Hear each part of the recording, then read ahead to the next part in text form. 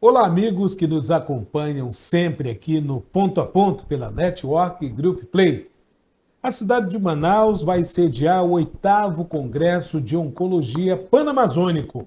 Isso com um debate muito importante para toda a região e, por que não dizer, para o país e para o mundo. São especialistas, palestrantes, estudiosos e profissionais da área de saúde que estarão discutindo e debatendo sobre o combate ao câncer, novas tecnologias, tratamentos e principalmente avanços nesse sentido.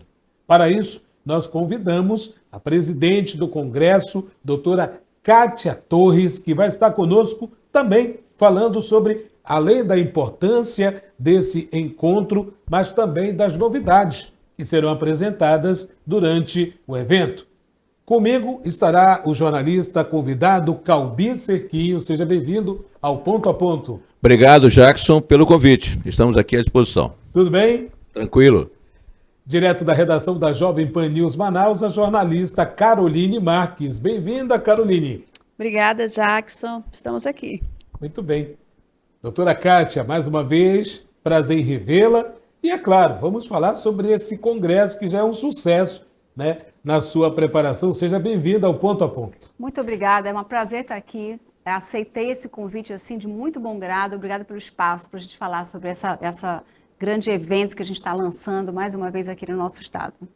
E você terá mais um grande assunto de interesse da coletividade, não só da cidade de Manaus, mas também de toda a região. O trabalho vem sendo desenvolvido e principalmente o intercâmbio de informações de profissionais, estudiosos e pesquisadores. Esse congresso é de suma importância não só para o profissional, mas também para a sociedade conhecer os avanços que tem dentro da oncologia, na sua opinião? Sim, sim. Então, como você disse, a gente veio maturando ao longo dos anos, né? Essa é a 8ª edição do Congresso Pan-Amazônico de Oncologia e ele acontece de forma bienal. Então, a cada 2 anos, a gente faz esse esforço, essa juntada de profissionais. Eu costumo dizer que não é um evento da Fundação SECOM, é um evento da oncologia do estado do Amazonas, porque a gente congrega, inclusive as iniciativas privadas que trabalham com oncologia aqui, a gente congrega com outras instituições que trabalham com oncologia no país e até no mundo, né? Mas respondendo a sua pergunta, sim, tem interesse social. Inclusive, uma coisa que a gente ainda não tinha pautado, tem uma mesa de discussão dentro dessa edição que é voltada para o paciente oncológico. E a palestrante é uma paciente oncológica. É uma lutadora, uma pessoa que a fala dela já reverbera no Brasil inteiro. Então, ela puxa todo um grupo de pessoas voltadas para a prevenção e para o foco, para a sensibilidade de que é tratar o câncer.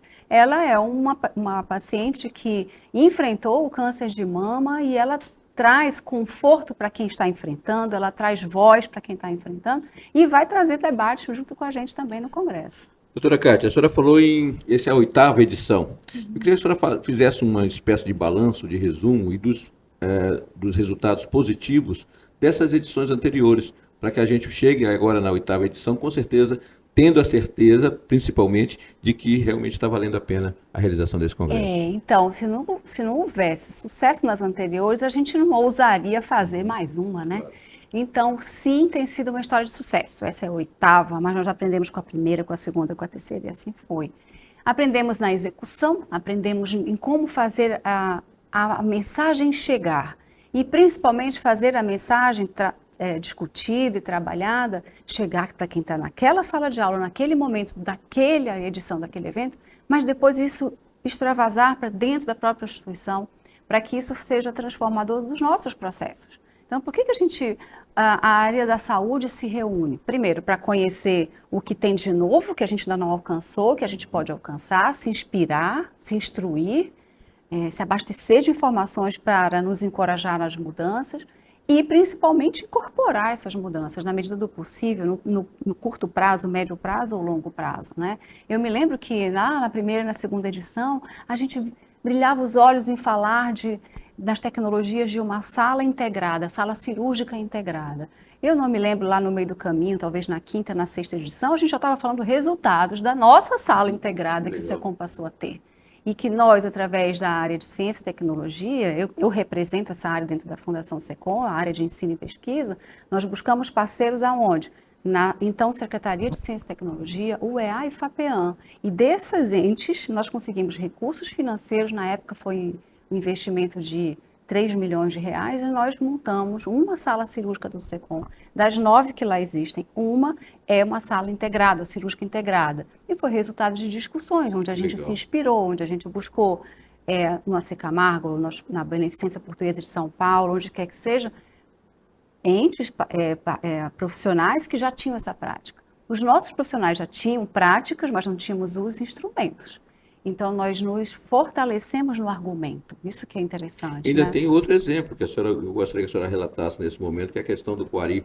Então, é uma história linda que eu tenho muito orgulho. Inclusive, assim, eu sou pesquisadora, tenho 30 anos de carreira. Eu estou um pouco nessa fase de escrever a minha história pessoal ali. O que eu fiz ao longo dessa minha vida.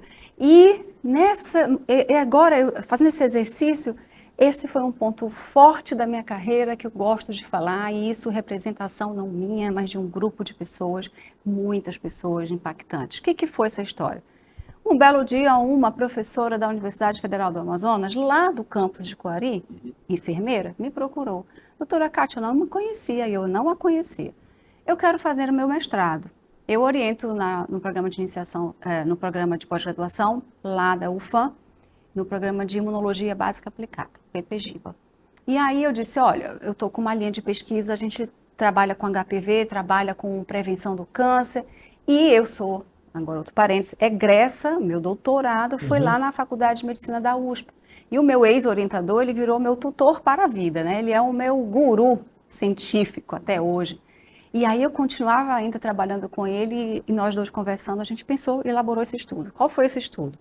Ir para Coari, já que a aluna era de lá, né, a professora é de lá, vamos para as zonas rurais de Coari, oferecer e testar um dispositivo que o mundo já falava, mas o Brasil não tinha experiência, de fazer testagem para rastrear contra o câncer de colo de útero.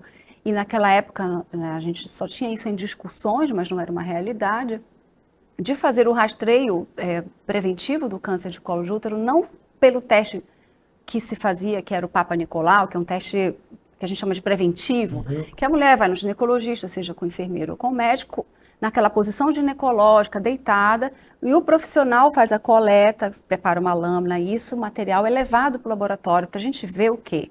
Nas células, o efeito que o HPV provoca ali, aquelas alterações. Então, é um teste mais indireto, é um teste com um nível de sensibilidade e rastrear, capacidade de rastrear, separar o sim do não, o risco do não risco, baixa, era 50%. Então, nós estávamos trazendo naquele momento, será que 2015, 2016, levar para essas mulheres do interior, que estão lá com difícil acesso, nas margens dos rios, uma coisa nova, que era autocoleta. Isto é, ela mesma, na casa dela, no banheiro, na escola, onde fosse na comunidade, instruída, vai ao banheiro sozinha e introduz aquele dispositivo na sua vagina, e com aquele material, nós podemos fazer o teste de ver a presença do próprio HPV e genotipar que HPV que está ali. Aí a gente realmente tria o risco maior, né? Na época nós testamos 412 mulheres, me lembro bem, tivemos uma positividade importante para HPV e oferecemos a todas essas que eram positivas os demais segmentos. Entrou, então, a doutora Mônica Bandeira, médica, que agarrou com a gente essa ideia, foi com a gente para Coari, fez as colposcopias lá, o segmento todinho. Resumindo, nós encontramos 9 mulheres com lesão, mas 2 com câncer. E 2 em 490 significa uma prevalência altíssima. Não era para a gente encontrar 2 casos de câncer já instalado ali, nessa população de 400. Então foi impactante, a gente salvou vidas, só isso já foi incrível. Os resultados, é uma história um pouquinho longa, mas já vou concluir. Os resultados desse trabalho foram apresentados no nosso Congresso Pan-Amazônico e também foram apresentados publicamente em trabalhos científicos internacionais, em revistas científicas de grande impacto. A indústria brasileira, uma indústria brasileira que já tem sua carreira em produzir materiais plásticos e insumos para a ginecologia, os espéculos, as tesouras, as coisas que são usadas em gineco, viu aquilo e disse, eu vou produzir o primeiro dispositivo de autocoleta brasileiro. Porque o que nós usamos naquele estudo lá de Coari foi um dispositivo estrangeiro, foi holandês. E então essa empresa procurou, a doutora Mônica procurou a mim e sim, realmente voltou-se para isso. Resumo da ópera, existe no mercado um dispositivo de autocoleta nacional cujo nome é Coari, que é o nome da cidade onde o nosso estudo aconteceu, uma homenagem a esse estudo, uma homenagem àquelas mulheres. Já é uma realidade. Então, e aí, uma outra coisa interessante que já existe disponível no Brasil, é que nosso estudo e outros de outros pesquisadores no Brasil, outros do exterior que também se associaram a nós, nesses estudos, né, essas publicações serviram de palco, de base científica para a mudança da diretriz nacional. Sim. Hoje, 2025, aconteceu esse ano. Começou a mudança da diretriz nacional, que a triagem, então, para câncer de colo de útero no Brasil, deixou de ser o teste Papa Nicolau, o teste preventivo comum da lâmina, e passou a ser detecção do HPV por testes moleculares, com amostra autocoletada ou não. Então, a diretriz já prevê lá um parágrafo, um texto que diz: em mulheres em situação de isolamento, que estão ribeirinhas, de difícil acesso às presidiárias, às pessoas que estão em comunidades isoladas, pode ser ofertado a autocoleta. Então, mudou, o Brasil mudou, né? Não o nosso estudo é o único responsável por isso, mas contribuiu. Nosso estudo, inclusive, está lá, entre as referências bibliográficas citadas pela diretriz nacional. E essas discussões acontecem dentro de congressos como esse, claro, né? Essa é a importância. Então, doutora, ainda é um tabu para as mulheres do interior. E isso realmente é uma vitória, porque muitas não têm possibilidade, muitas têm até vergonha, né? Nunca vão a um ginecologista, demoram tanto tempo. Queria que a senhora falasse mais hoje, como é esse procedimento continua nos interiores? Então, olha, eu vou pegar um gancho primeiro do que você falou. Incrível, mas ainda é uma realidade. Sim, ainda existe tabu. E olha que as mulheres são ligadas, né? Indiferente, fazendo comparação com os homens ainda ficam mais fechados no seu mundo e procuram muito menos os serviços de saúde. As mulheres são mais cuidadosas com a sua saúde, sim, mas ainda há mulheres que não vão no ginecologista por vergonha, por tabu, ou, pior ainda, por opressão masculina. Ou por algumas coisas de conotação religiosa. Então, assim, isso precisa ser quebrado, essas informações precisam chegar na sociedade, a gente precisa instruir os profissionais a saber lidar com essas realidades. E, a gente estava finalizando um estudo agora, em 2025, aconteceu 23, 24, 25, ainda, sobre prevenção do câncer de colo de útero, nas regiões periféricas aqui, da nossa cidade de Manaus. Na capital. Né? E eu vi mulheres que relataram, e nós vimos, ou tem um outro estudo paralelo que está acontecendo, mulheres que têm 4 anos que não fazem o seu preventivo, e quando você pergunta o porquê, existem situações sociais, existe a questão dos filhos, com quem vai deixar, ou trabalha o dia inteiro, ela é provedora daquela casa, mas a gente ainda ouve isso daí. Tenho vergonha, eu não quero fazer exame ginecológico. E aí vem respondendo a sua pergunta, existe hoje essa alternativa, né? Então, essa coleta do material para prevenção atualmente, para testar HPV, pode e vai continuar sendo feita pelo profissional de saúde, mas existe alternativa para essas populações de fazer autocoleta. Tem outra história linda, que foi apresentada no Congresso Pan-Amazônico da última edição, 2 anos atrás. Resultado de uma tese de doutorado, essa médica, eu tenho muito orgulho de falar dela, a doutora Ilka, hoje é a nossa diretora técnica da Fundação SECOM. O doutorado dela, ela foi para dentro dos presídios e trabalhou com autocoleta em pessoas que estão lá em condições de que nós já não conseguem ir para o serviço de saúde, né? Então, foi ofertado a elas a autocoleta e elas realizaram. O trabalho foi lindo também, já foi apresentado no Congresso Brasileiro de Ginecologia, já tem publicação. Então, foram todos resultados das discussões. Tudo cases dos congressos anteriores. Doutora, a gente pode observar que esse é um congresso que tem um fator bastante enriquecedor, né, para os profissionais. E cada desafio ali é discutido, é debatido, sai uma solução, por exemplo, para o trabalho. Nesse ano, está inserida a inteligência artificial, novas tecnologias. Exato. Esse debate promete ser também uma espécie de tema bastante relevante para essa edição? Sim, sim, na verdade, olha, a gente tem que acompanhar o tempo, tem que acompanhar o que o tempo está nos mostrando, a sociedade, o mundo e o ambiente que a gente vive. Então, a tecnologia, a inteligência artificial hoje acompanha os nossos passos e nós precisamos saber usar, saber ouvir, identificar as melhores oportunidades em tecnologia. Tanto que virou o tema central, né? Toda edição tem um tema central. Então, o tema central é isso, as práticas de tecnologias e inteligências artificiais aplicadas nos preceitos da oncologia e ajudando a diminuir as diferenças sociais que existem ou de acesso, né? Então, para isso, por exemplo, o tema, a nossa abertura, palestra magna de abertura, vai falar sobre robótica, sobre cirurgia robótica. E com mais ousado ainda, que é incrível, às vezes a gente tem que abrir nossa cabeça, que a gente não consegue entender como. Mas cirurgia robótica, que, vocês sabem, o médico já não está com as mãos no paciente. Quem está é o robô. E o médico está instrumentalizando o robô. Agora, veja, isso à distância. O médico não está nem na sala do paciente. Eu tenho tem medo. Algo a mais. Então, para isso a gente tem que... A tecnologia, de forma muito apurada, ela viabiliza isso. Faria essa cirurgia aí, já, com robô e tal? Com certeza. Mas dentro da sala... Avançou pra caramba já. Mas dentro da sala, certamente, né? eu não sou cirurgiã, né, gente? Mas assim, certamente dentro da sala existem os profissionais, inclusive Isso. médicos, para dar assistência ao paciente, mas o especialista que vai fazer aquela ousadia cirúrgica, a mão, a precisão, ele nem está lá. Quer dizer, então, para ver como a tecnologia é ousada. Eu conheci um case de urologia.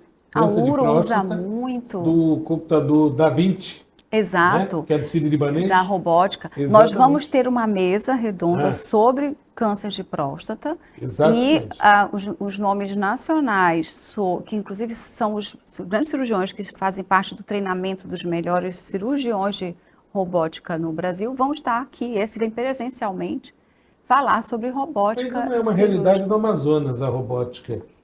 Não, ainda. Até estava falando, né? Quando a gente fez essa sala integrada, que eu citei para vocês, eu nem expliquei direito o que é essa sala integrada, né? Mas é uma sala com equipamentos que permitem imagens de alta definição do campo intraoperatório, dentro da barriga do paciente, e do campo ali do ambiente da sala cirúrgica. Podem, inclusive, interagir com o cirurgião por fone e as imagens captando. E essa discussão da cirurgia em tempo real acontecer numa sala de aula, num auditório lotado de residentes, profissionais e estudantes.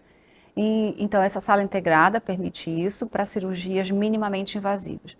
Quando o SECOM projetou essa sala, foi conversada a possibilidade de ela ser expandida para receber um robô, um Da Vinci, por exemplo. Isso. Não é uma realidade nossa, mas existem vários profissionais cirurgiões do SECOM que estão já se antecipando em pegar aptidões técnicas.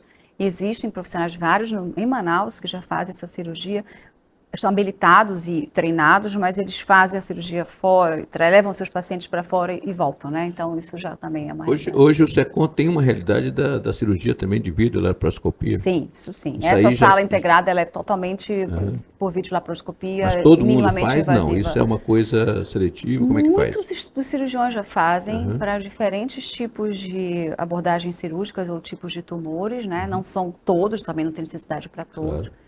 Mas muitos de cirurgia pélvica, abdominal, já realizam. Agora, doutora Cátia, a senhora falou na questão, a Carolina levantou a questão das mulheres, né, que não procuram tão os médicos, e a senhora confirmou, eu e o Jackson discordamos do que a senhora falou, né, que vocês estão pensando de que o homem não procura o médico. Mas com certeza essa é uma realidade. Que todos procurassem. Infelizmente é uma realidade nossa. E isso faz com que muitas vezes você, quando procura, já não tem mais jeito, vamos dizer assim. A senhora acha que é possível a gente mudar esse conceito masculino, já que nós estamos no Novembro Azul e nós estamos, quer queira, quer não, falando de oncologia?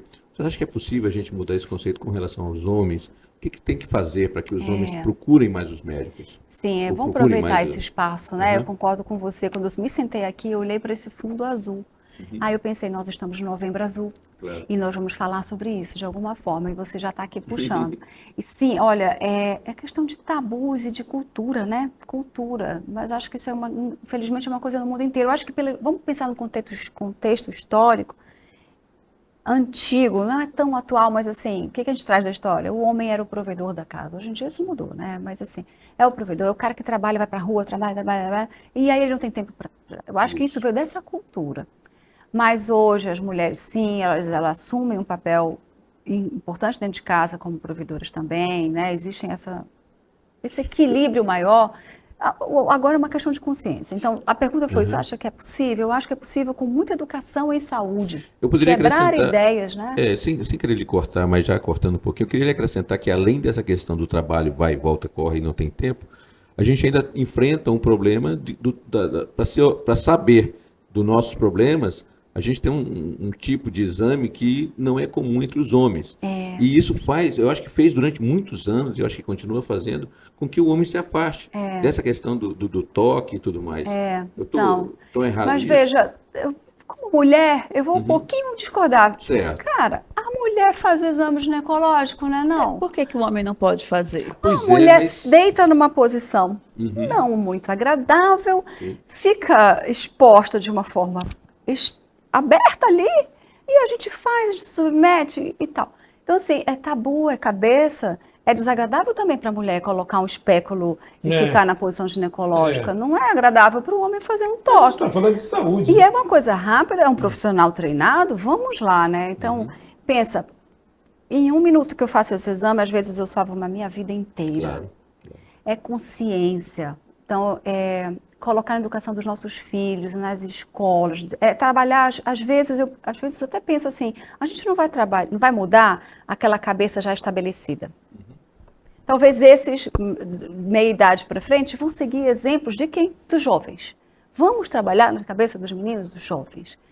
Uma das linhas de pesquisa que a gente atuou durante um tempo, foi um outro aluno minha de doutorado, foi câncer de pênis. É pouco falado. No Novembro Azul a gente fala de próstata. Importante, sim, maior prevalência. É a maior incidência.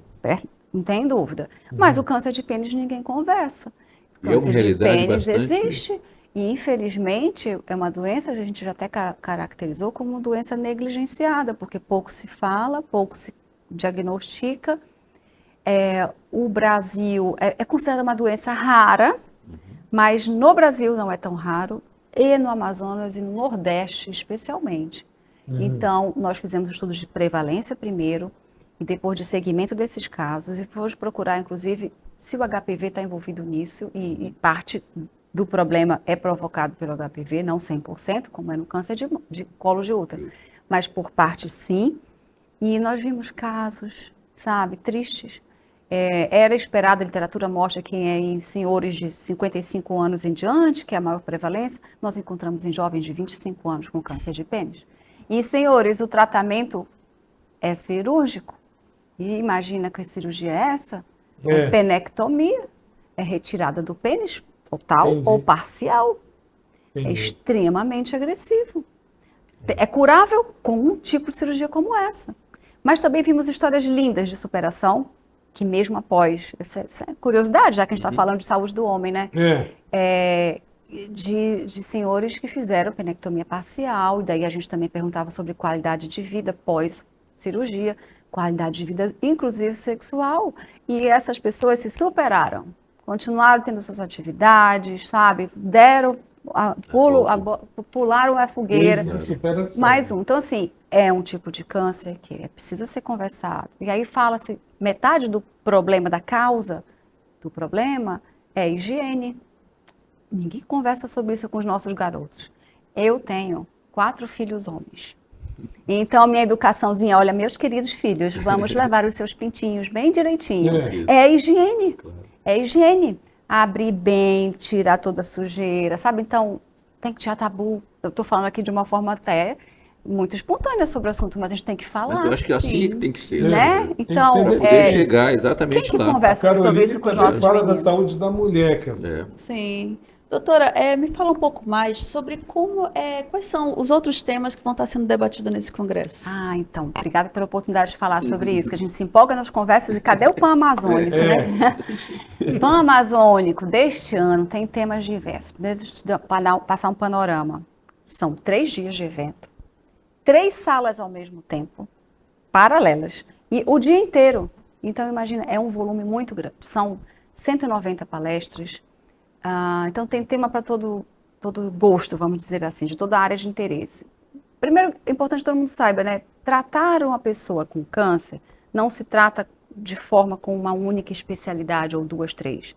É uma doença que se trata de forma multidisciplinar. Entra o psicólogo, entra o fisioterapeuta, entra nutrição, fora enfermagem, cuidados médicos, o diagnóstico preciso, o patologista, a área do laboratório. Então, para falar de câncer, a gente fala de forma multidisciplinar. E quanto mais a gente interagir as falas numa única discussão, numa mesa de nutrição, por exemplo, tem o médico que faz endoscopia junto, não tem só o nutricionista. E assim vai. Na mesa de mama, tem a psicóloga falando dos efeitos psicológicos sobre o paciente numa mastectomia. Então, é transdisciplinar o tempo inteiro. Então, indo para a sua pergunta, temos mesas sobre câncer de cabeça e pescoço, vários aspectos de tratamento e inovações, de próstata, de mama, colo retal, colo de útero, e depois a gente tem, essas assim, as temáticas mais dos tumores, né? Nós temos mesas sobre pesquisa translacional. O que é pesquisa translacional? Aquela que a gente pesquisa e aplica, transforma condutas, muda práticas. Pesquisa translacional, nós temos resultados dos trabalhos científicos que estão sendo apresentados lá. Tem também medicina de precisão, biópsia líquida, que são pontos quentes, atuais. Fora nutrição, fisioterapia. Tem um simpósio de nutrição oncológica dentro. Tem o simpósio de enfermagem oncológica, que traz assuntos incríveis. Então, o público da enfermagem fica muito atraído pelo que a gente coloca lá. E um ponto delicado que a gente conversou ontem, que é sobre cuidados paliativos, né? Que o conceito mais amplo é assim, cuidar da forma máxima desse paciente durante o seu tratamento oncológico e mesmo quando não se espera mais os efeitos curadores, né, curativos desse tratamento, que aí entra mais fortemente cuidados paliativos, que é o apoio psicológico, social também, mas religioso, seja qual for o seu sagrado que aquele paciente tem, use a sua fé a seu favor do seu tratamento. Então tem todos esses aparatos. E a outra, nessa discussão sobre, por exemplo, o direito do paciente. Que direito ele tem, até que ponto ele tem autonomia para decidir sobre a vida dele, sobre o que ele quer comer, sobre ele vai fazer ou não aquela cirurgia de grande porte. E quando o paciente é pediátrico, é uma criança, qual a autonomia que essa criança tem, inclusive na fase difícil da sua vida, né, até terminal. Então, tem assuntos assim, lindos, até eu diria comoventes, sou uma pessoa muito emotiva, mas assim, são umas coisas assim, belas de se ouvir, de se ver, discutir. E essa fala da paciente, que tem uma fala sobre o protagonismo do paciente no seu tratamento. Também tem uma fala interessante, porque os profissionais de saúde precisam também estar sempre felizes com o que fazem, com as suas escolhas profissionais, né? Então, por exemplo, marketing profissional.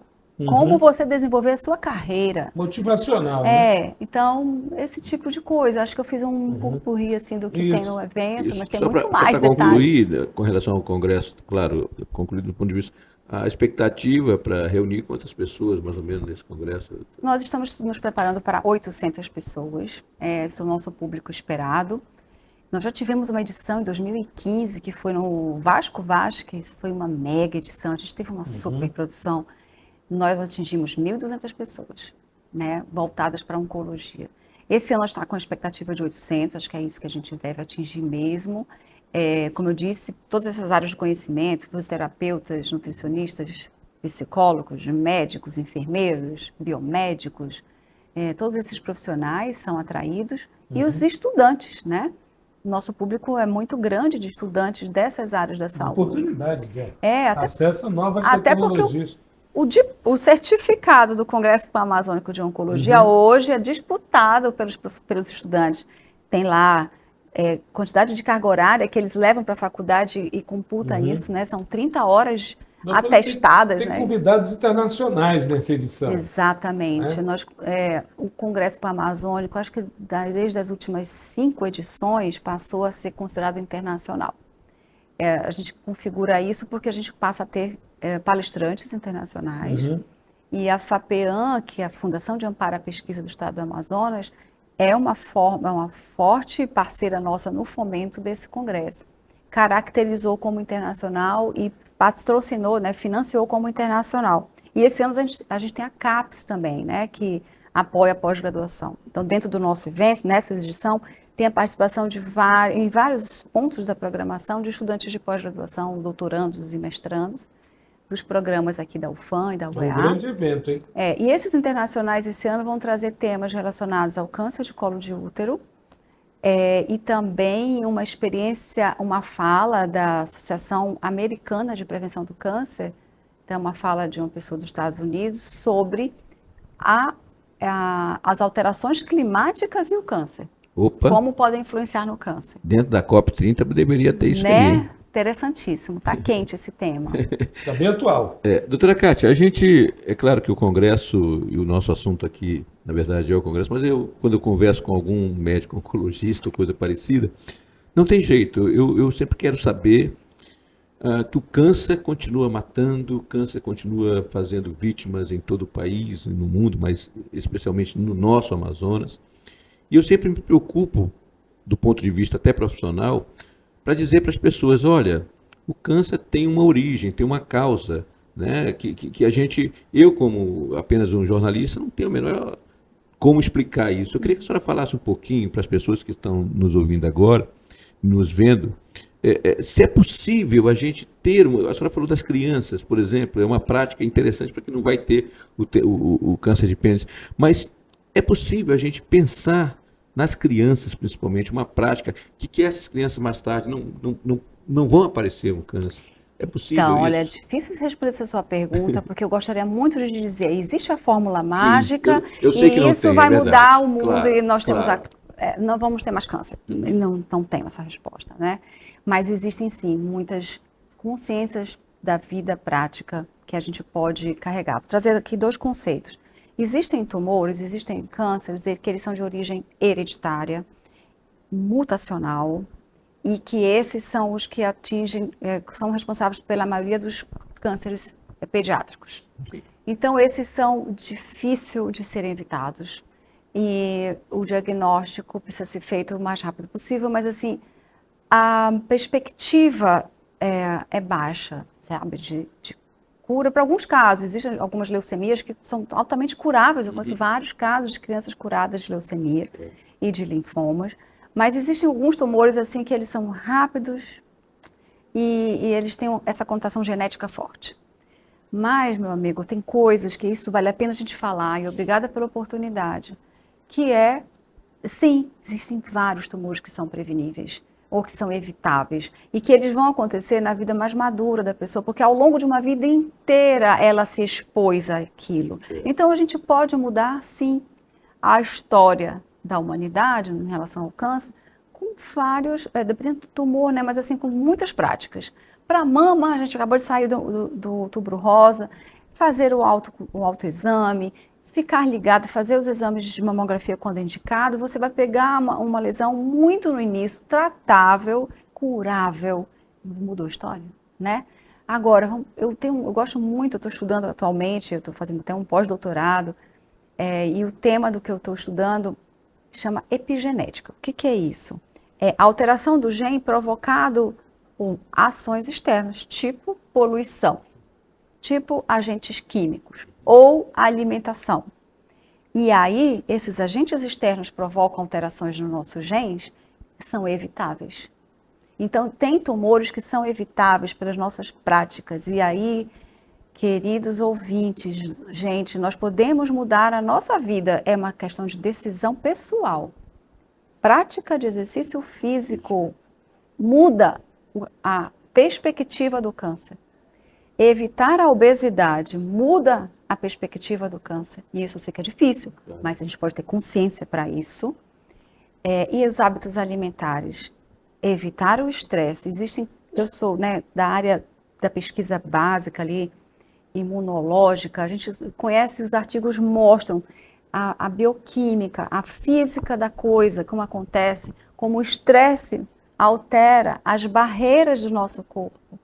Então, a gente começa a ficar mais exposto, mais inflamado, e muitos dos tumores têm relação com isso. Que eu estou estudando é o câncer coloretal.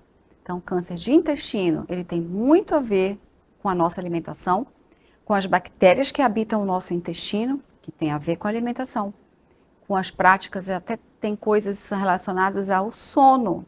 Nós negligenciamos o nosso sono.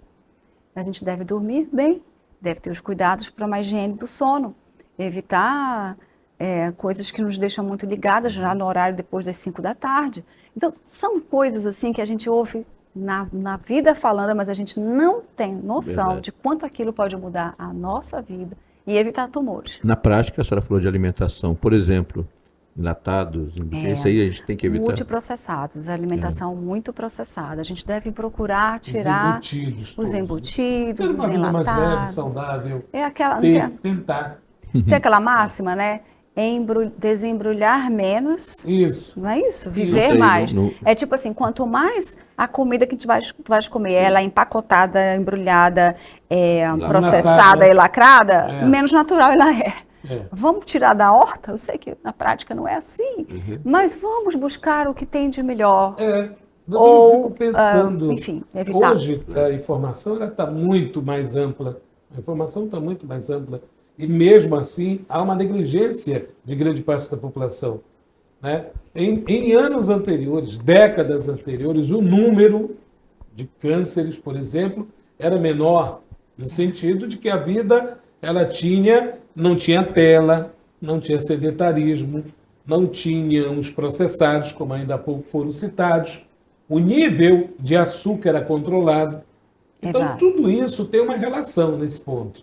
Exato. Né?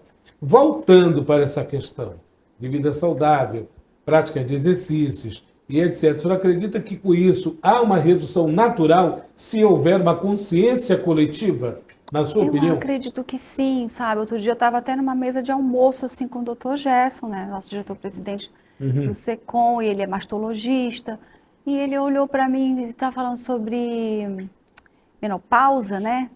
E aí, naturalmente, essa é uma fase difícil para a mulher, porque ela termina tendo uma tendência a engordar. E ele disse assim para mim, essa é a fase que a mulher tem mais que emagrecer, porque é a fase que ela está mais exposta à possibilidade do câncer de mama.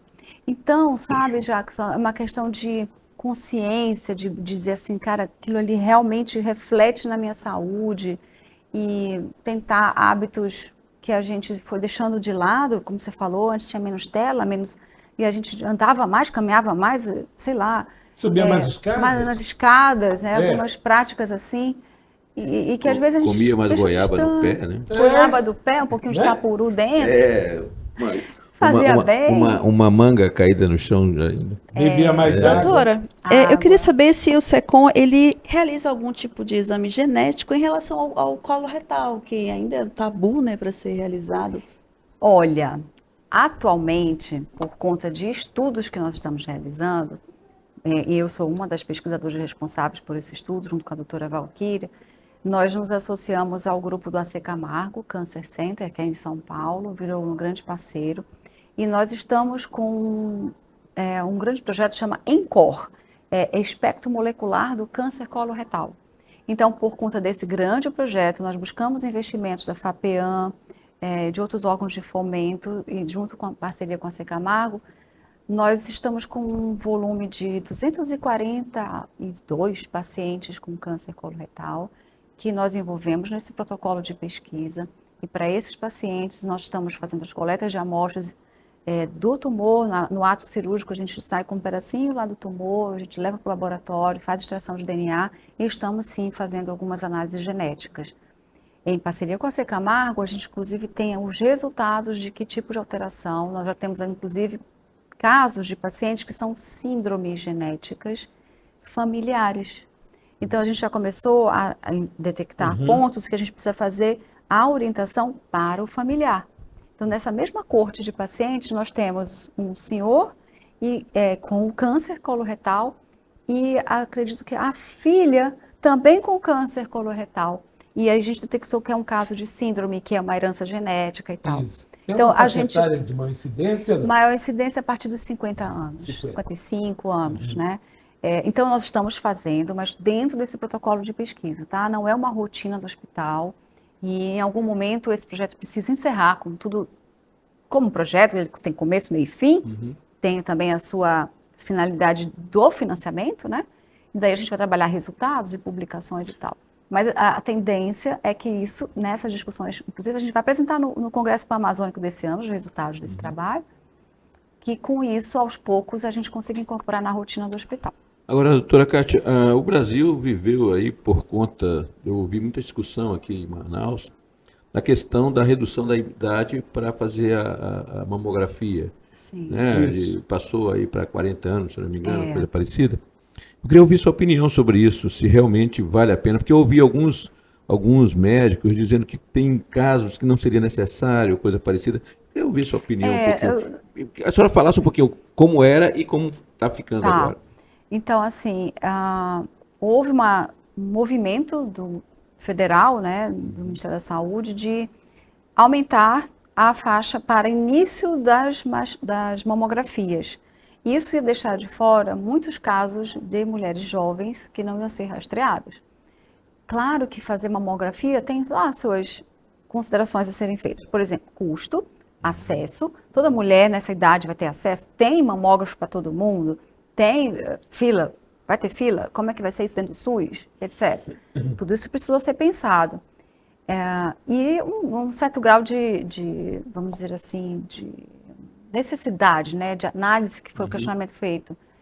Mas, no meio de uma peneirada dessa, haverá aquelas mulheres jovens que deixariam de ser triadas e que o tumor de mama em mulheres jovens, ele merece mais cuidados, merece mais atenção e as intervenções precisam ser mais rápidas para aumentar a chance. Então, assim, eu vi, assisti de forma assim, aplaudindo a campanha que o Dr. Gerson, como mastologista que fez, que começou aqui no Amazonas, já levou para dentro da discussão política, que levou para a discussão federal e que mobilizou o Brasil. Foi um trabalho lindo de permanecer, na verdade até baixar a idade do rastreio. Então tem motivo para isso.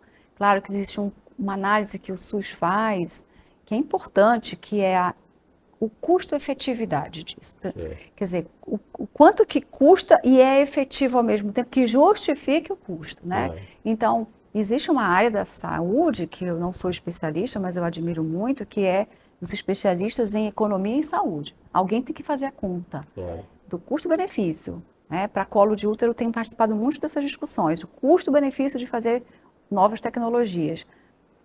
Mas você prova que é necessário e salva vidas, isso é fato. Doutor, o Sepicolo teve um impacto, nós já conversamos, inclusive, aqui com o doutor Gerson Mourão, a doutora Mônica Bandeira de Mello, e esse impacto, ele trouxe algo que é a vida para muita gente, que esperava até 14 meses no resultado de um exame, reduziu-se para 4, nós sabemos que, em se tratando de câncer, o tempo ele é fundamental no diagnóstico, etc.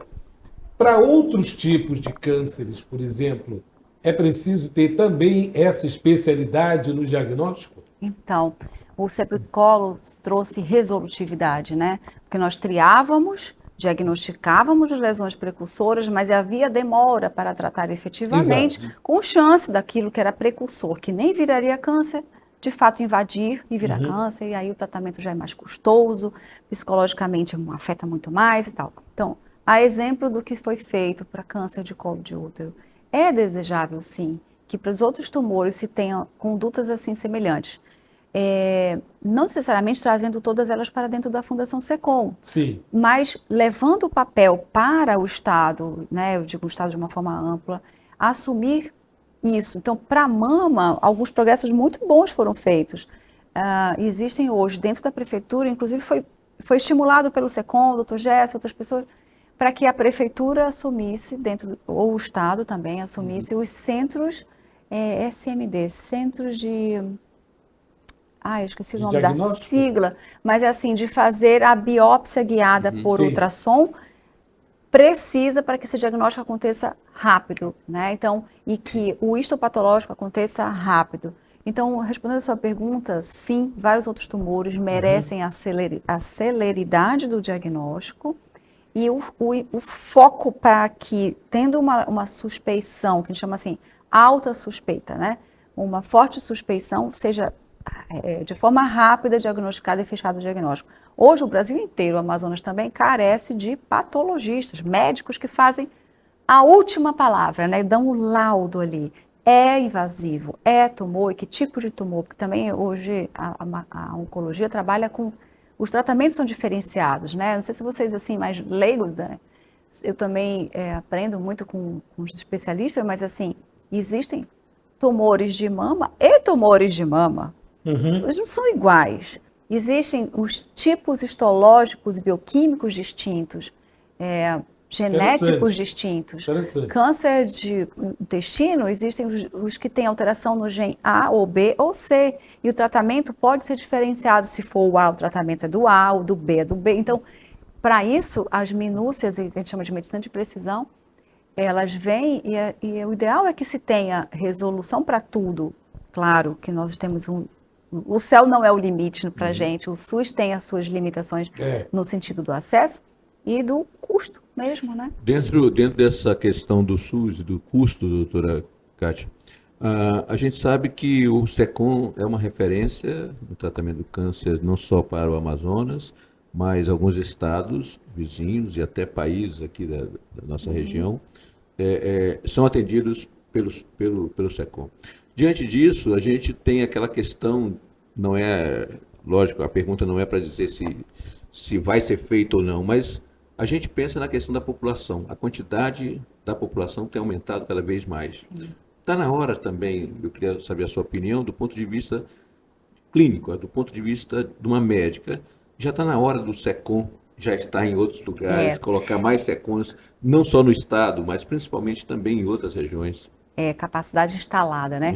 Só fazer uma correçãozinha. Claro. Eu sou, a minha formação, eu não sou médica, eu sou farmacêutica bioquímica. Mas eu atuo na oncologia há 15 anos. E antes... Nós, todo saúde, mundo é médico, né? Todo mundo é médico. Saúde, doutora, a gente trabalha junto, enfim, junto e misturado. A verdade é essa.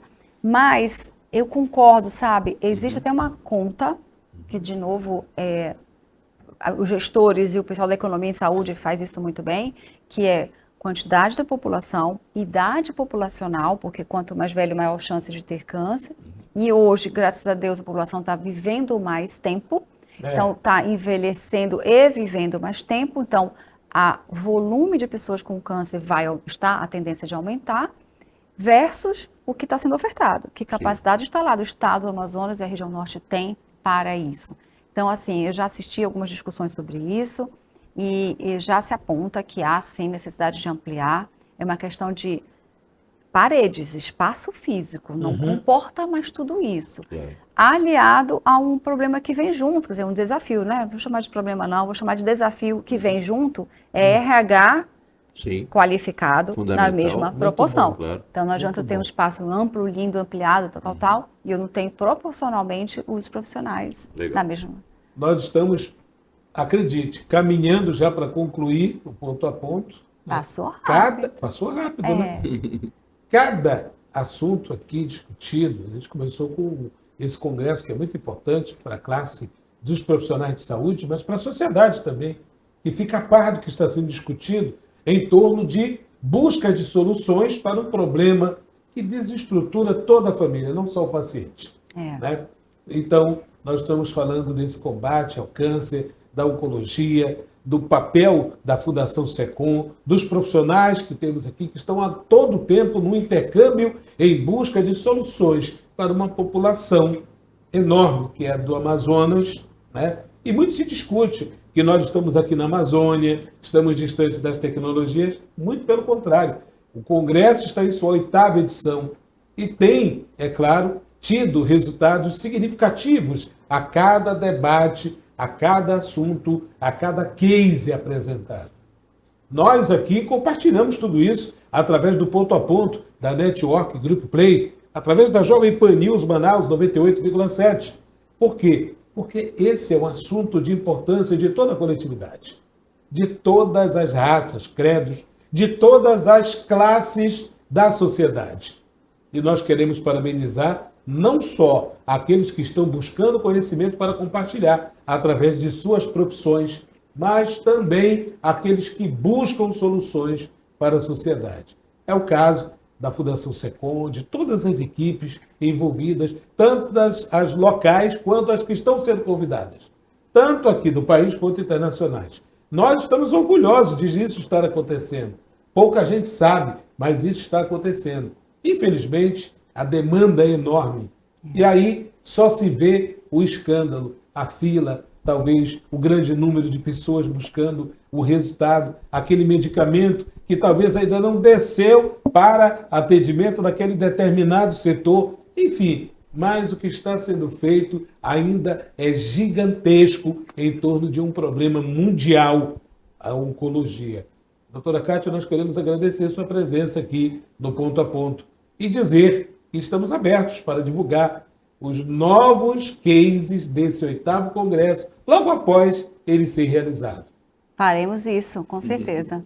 Tá bom? Eu quero agradecer o espaço. Certo. Eu quero agradecer não só o momento que a gente está aqui, dessa conversa, até mais um pouco descontraída, falando de saúde da população. E assim, um congresso como esse a gente faz porque existem os parceiros. Eu preciso agradecer a todas as pessoas que a gente começa a trabalhar para cada evento que acontece em novembro, no ano do PAN. Lá no final de janeiro a gente já começou a trabalhar. Vira um ano em função disso. Então, uma equipe enorme trabalhando por trás, que nos ajuda a construir essa programação científica belíssima. Ao sucesso dos 200, foram 217 trabalhos científicos submetidos para apresentação, dos quais 205 foram aprovados para serem apresentados. Então, é uma riqueza. Então, agradecer à população, esses estudantes, esses pesquisadores que submeteram seus trabalhos, agradecer pela confiança nesse evento e a todos os palestrantes, porque ninguém ganha para isso, né? Assim, eles são convidados a compartilhar o seu conhecimento, dividir o seu tempo conosco e abrilhantar o nosso evento. Muito obrigado, Caroline Marques, da Jovem Pan News Manaus. Obrigada, Jax. Olha, é uma honra estar aqui. Aprendi bastante coisa, muito boa. Que bom. Saber desses assuntos, né, que nos interessam bastante. Que saúde, saber sobre saúde é sempre muito importante. Muito obrigado ao Calbi Cerquinho, nosso convidado, direto do Minuto a Minuto. Tá tudo bem, né, Cerquinho? Graças a Deus, obrigado. Minuto a minuto, a cada minuto a minuto a gente aprende um pouco mais. Assim é que a gente tenta cada vez mais aprender para passar para os nossos ouvintes, para os nossos telespectadores. Doutora Kátia, muito obrigado. Eu gostaria de agradecer a sua presença e principalmente a demonstração do conhecimento que passou para todos os nossos ouvintes telespectadores aqui do Ponto a Ponto. Foi uma obrigado honra. mais uma vez. A toda a equipe da Fundação SECOM também um forte abraço. Obrigado pelas informações. A doutora Kátia, que tem como sobrenome Luz. Olha, sim, Luz, doutora Kátia Luz Torres, né? Eu descobri agora na pauta, hein? É só a doutora Kátia Torres, né? Tem o Luz no meio. Que bom. E a toda a sua equipe, viu? Obrigada. Sua equipe, muito obrigado por essa entrevista cheia de conhecimentos, uma entrevista cheia de informações, uma entrevista cheia de esperança para quem tem um ente querido, está passando por um problema nesse sentido. Nós sabemos que é uma luta constante, né? Nós sabemos que isso é uma batalha, é uma guerra, e tudo isso são boas notícias para toda a sociedade amazonense, através aqui do Ponto a Ponto, que vai ao ar toda sexta-feira. Estamos juntos todas as sextas-feiras, às 20 horas, Network, Group Play, todas as plataformas, sempre com um assunto de interesse da coletividade. Manaus, região metropolitana e todo o interior do estado do Amazonas. Esse estado guerreiro que, claro, sem dúvida nenhuma, está nos acompanhando sempre por conta dos assuntos pertinentes. Muito obrigado mais uma vez pela sua audiência, muito obrigado pela sua companhia e até a próxima, sempre com um tema relevante aqui no Ponto a Ponto, onde tem um grande assunto, tem debate, tem informação. Até a próxima!